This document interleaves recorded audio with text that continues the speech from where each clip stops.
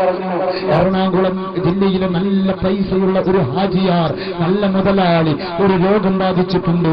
ഞാനിത് പറയുന്നത് എറണാകുളം ജില്ലയിൽ വെച്ചുകൊണ്ടാണ്. എറണാകുളം ടൗണിലുള്ള അധികമാരും അറിയാത്ത ഒരു ഹാജിയാർ, നല്ല മനുഷ്യൻ, രഹസ്യമായി സംഭാവന ചെയ്യുന്ന മനുഷ്യൻ. ആ മനുഷ്യന് കരളിന് ക്യാൻസർ ബാധിച്ച് ഡോക്ടർമാര് കരള് മാറ്റിവെക്കണമെന്ന് പ്രഖ്യാപിച്ചിട്ടുണ്ട്. അതുകൊണ്ട് ആ വീട്ടിലൊരു ബുർദ ചൊല്ലണമെന്ന് പറഞ്ഞ് ബഹുമാനപ്പെട്ട കാന്തപുരം ഉസ്താദ് പറഞ്ഞയച്ചപ്പോൾ അന്ന് മർക്കസിൽ പഠിക്കുന്ന എന്റെ കൂട്ടുകാർക്കൊപ്പം എനിക്കിപ്പോഴും നല്ല ഓർമ്മയുണ്ട്. എറണാകുളം ജില്ലയിൽ വന്ന് ബുർദ ചൊല്ലി അവസാനം ഈ ജില്ലയിലെ മഹാനായ ഒരു സയ്യിദ് ആയും ചെയ്തു തന്നു. അൽഹംദുലില്ലാഹ്.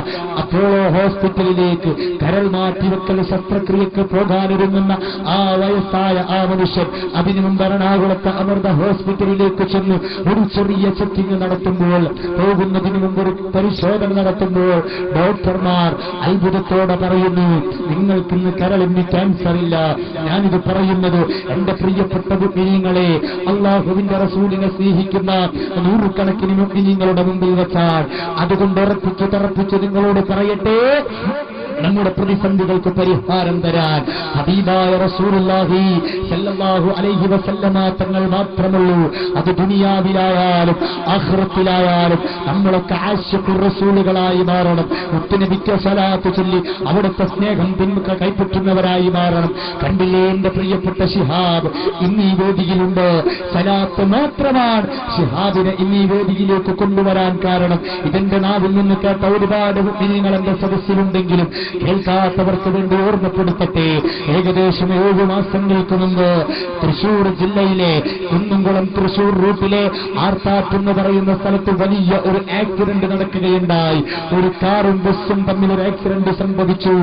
ആയിട്ടോ കാറിന്റെ മുൻഭാഗം തകർന്നു തരിപ്പണമായപ്പോൾ ആ കാറിന്റെ അകത്തു നിന്ന് എന്റെ പ്രിയപ്പെട്ട ശിഹാബിനെ ആ കാറിന്റെ മുൻഭാഗം വെട്ടിപ്പൊളിച്ച് പുറത്തെടുക്കുമ്പോ എന്റെ ശിഹാബിന്റെ തല പൊട്ടിപ്പൊളിഞ്ഞിട്ടുണ്ട്.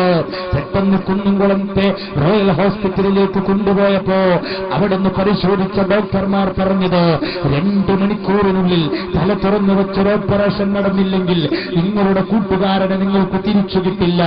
എന്റെ പ്രിയപ്പെട്ട മുഅ്മിനീങ്ങളെ, വളരെ പെട്ടെന്നൊരു ആംബുലൻസിൽ തൃശൂർ ജില്ലയിലെ അശ്വിനി ഹോസ്പിറ്റലിലേക്ക് ചീരിപ്പാഞ്ഞു പോയിക്കൊണ്ടിരിക്കെ ഏകദേശം തൃശൂർ എത്തുന്നതിന്റെ 1-5 കിലോമീറ്റർ ഇപ്പുറം അല്ലെങ്കിൽ 2-3 കിലോമീറ്ററുകൾ ഇപ്പുറം വെസ്റ്റ് ഫോർട്ട് ഹൈടെക് ഹോസ്പിറ്റലിന്റെ 1.5 കിലോമീറ്റർ ഇപ്പുറം ഐസൺ മോട്ടോഴ്സിന്റെ എതിർവശത്തുള്ള ഒരു പാടത്തേക്ക് എന്റെ ശിഹാബുമായി അഥവാ മരണത്തോട് മല്ലടിച്ചുകൊണ്ടിരിക്കുന്ന എന്റെ ശിഹാബുമായി പാഞ്ഞു വരുന്ന ആ ആംബുലൻസ് വേറൊരു കാറുമായി കൂട്ടിയിടിച്ച ആ പാടത്തേക്ക് മറിയുമ്പോൾ എന്റെ പ്രിയപ്പെട്ട ശിഹാബ് അവിടെ കെട്ടി നിൽക്കുന്ന വെള്ളത്തിലേക്ക് വീഴുകയാൽ അവിടുന്ന് വാരിയെടുത്ത് വെസ്റ്റ് ഫോർട്ട് ഹൈടെക് ഹോസ്പിറ്റലിന്റെ ICUവിലേക്ക് കൊണ്ടുപോകുമ്പോൾ ഡോക്ടർമാര് പറഞ്ഞത് ഇന്നും നിങ്ങളുടെ കാതിൽ പ്രതിധ്വനിക്കുകയാണ്, ഒന്നുകിൽ ഈ ചെറുപ്പക്കാർ ഇന്നത്തോടുകൂടെ മരിക്കും, ജീവിതം ഒരിക്കലും ഗ്യാരണ്ടി വരാൻ കഴിയില്ല, ഓപ്പറേഷൻ ചെയ്താൽ തന്നെ ജീവിക്കുമെന്ന് യാതൊരു പ്രതീക്ഷയുമില്ല, അഥവാ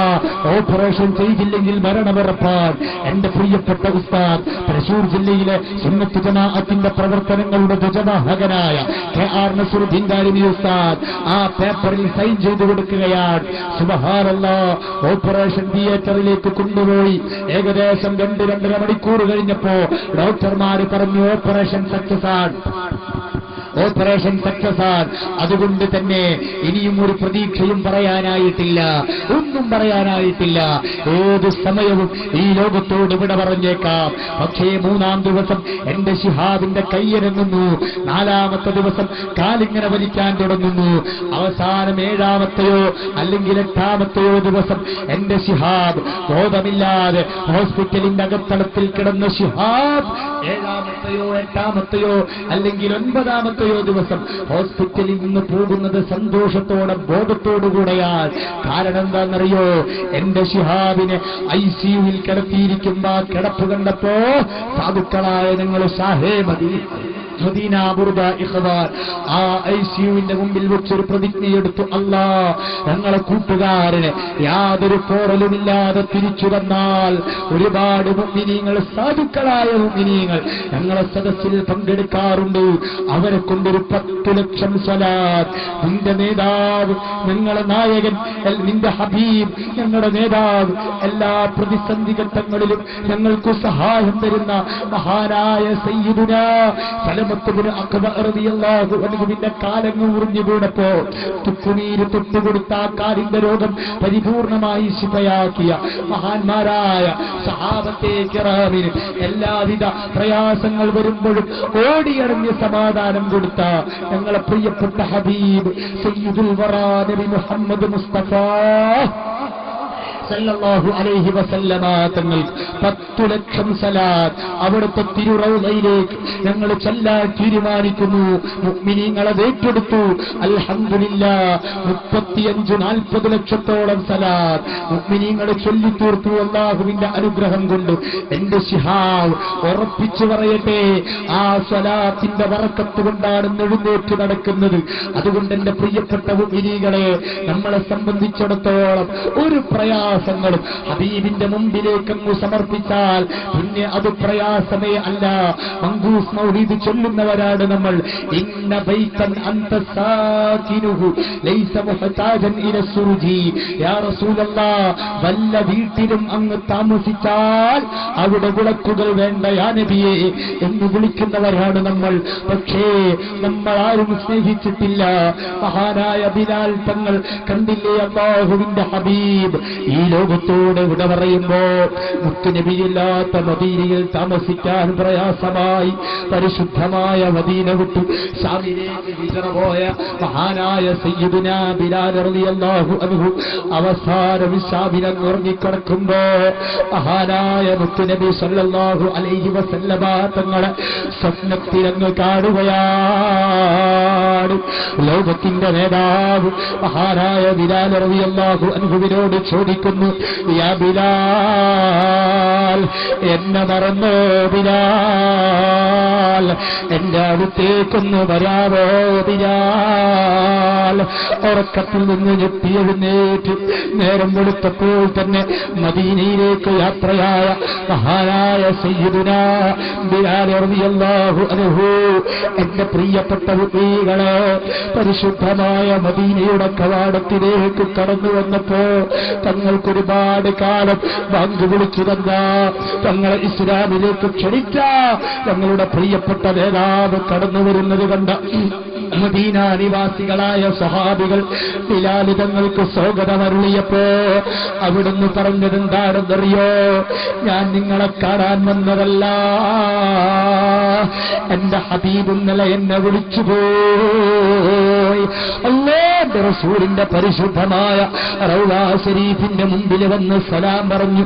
മഹാനായ ബിലാൽ റളിയല്ലാഹു അൻഹു തിരിച്ചു വരുമ്പോ അവിടെയുള്ള സ്വഹാബത്ത് മുഴുവനും പറയുന്നു, അല്ലയോ ബിലാൽ, മധുരമായ ശബ്ദത്തിലൊന്ന് ബാങ്ക് കൊടുക്കാമോ?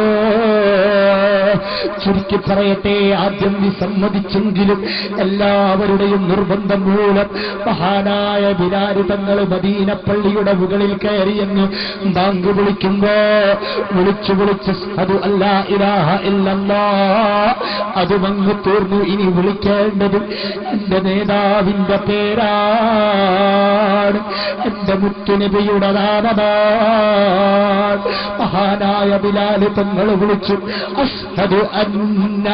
പിന്നെ ബിലാൽ തങ്ങൾ ഓർമ്മ വരുന്നത് ഉമയ്യത്തും കിങ്കരന്മാരും മരുഭൂമിയുടെ മണൽത്തരികളിലിട്ട് പീഡിപ്പിച്ചപ്പോ രക്ഷക്കെത്തിയ നേതാവിന്റെ മുഖമാണ്. പ്രയാസഘട്ടങ്ങളിൽ സഹായിച്ച നേതാവിന്റെ ഓർമ്മയങ്ങ് കടന്നു വന്നപ്പോ അവിടുത്തെ പേര് പറയാൻ സാധിക്കാതെ മദീന പള്ളിയിലിരുന്നു പോയി.